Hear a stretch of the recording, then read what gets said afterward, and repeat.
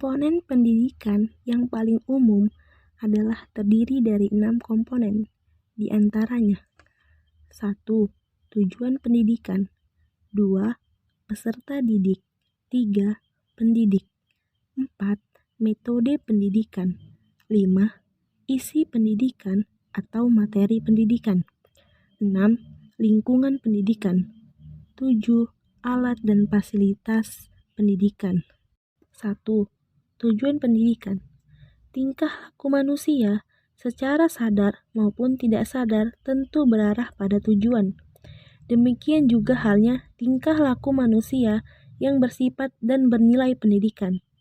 Keharusan terdapat tujuan pada tindakan pendidikan didasari oleh sifat ilmu pendidikan yang normatif dan praktis.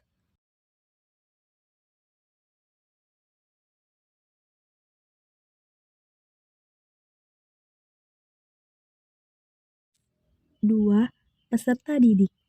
Peserta didik sangat menunjang dalam proses pendidikan.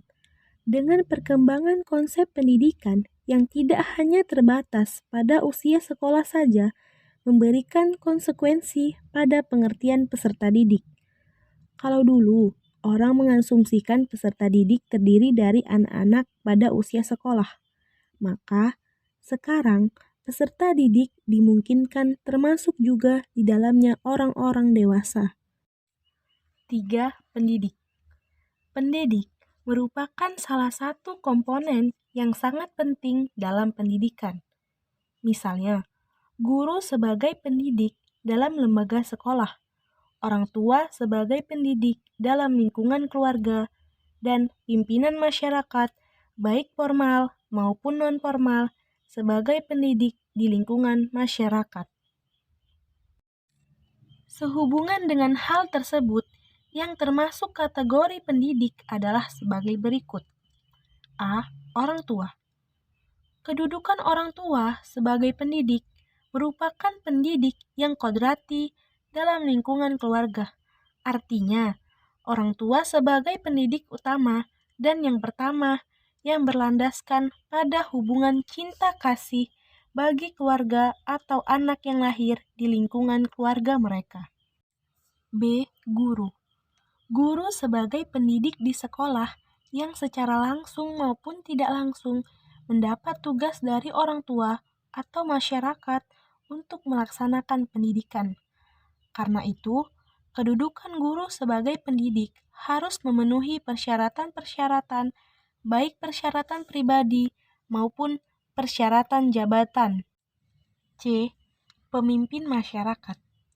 Peran pemimpin masyarakat menjadi pendidik didasarkan pada aktivitas pemimpin dalam mengadakan pembinaan atau bimbingan kepada anggota yang dipimpin.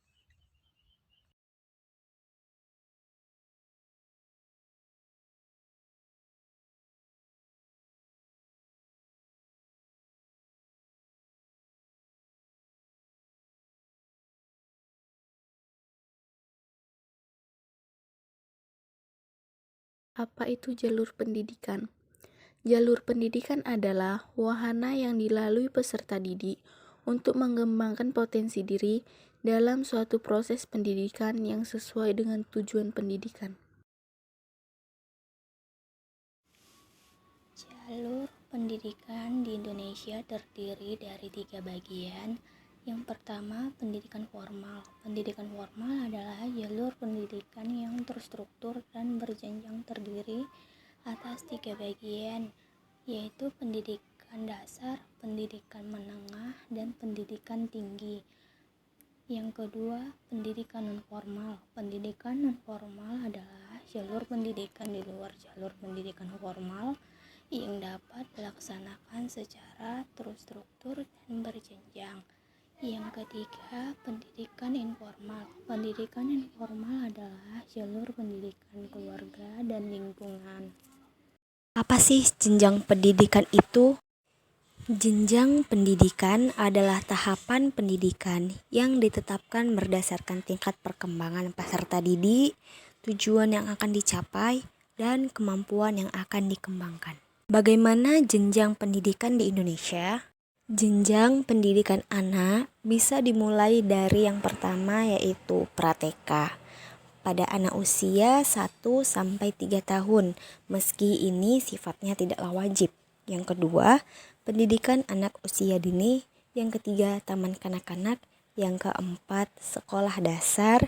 Dan yang kelima, sekolah menengah pertama dan sekolah menengah atas atau sekolah menengah kejuruan. Apakah itu jenis pendidikan? Jenis pendidikan menurut pasal 1 angka 9 Undang-Undang Nomor 20 Tahun 2003 tentang Sistem Pendidikan Nasional adalah kelompok yang didasarkan pada kekhususan tujuan pendidik suatu satuan pendidik. Apa saja jenis pendidikan di Indonesia? Jenis pendidikan di Indonesia meliputi 1. Pendidikan umum merupakan pendidikan dasar dan menengah yang mengutamakan perluasan pengetahuan yang diperlukan oleh peserta didik untuk melanjutkan pendidikan ke jenjang yang lebih tinggi. 2. Pendidikan kejuruan merupakan pendidikan menengah yang mempersiapkan peserta didik terutama untuk bekerja dalam bidang tertentu. 3. Pendidikan akademik merupakan pendidikan tinggi program sarjana dan pasca sarjana yang diarahkan terutama pada penguasaan disiplin ilmu pengetahuan tertentu.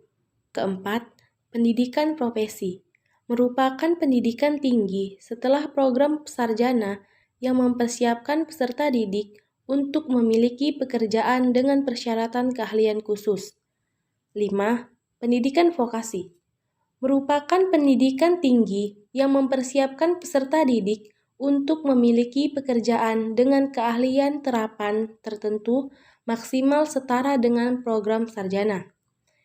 Yang keenam, pendidikan keagamaan merupakan pendidikan dasar, menengah dan tinggi yang mempersiapkan peserta didik untuk dapat menjalankan peranan yang menuntut penguasaan pengetahuan tentang ajaran agama dan menjadi ahli ilmu agama.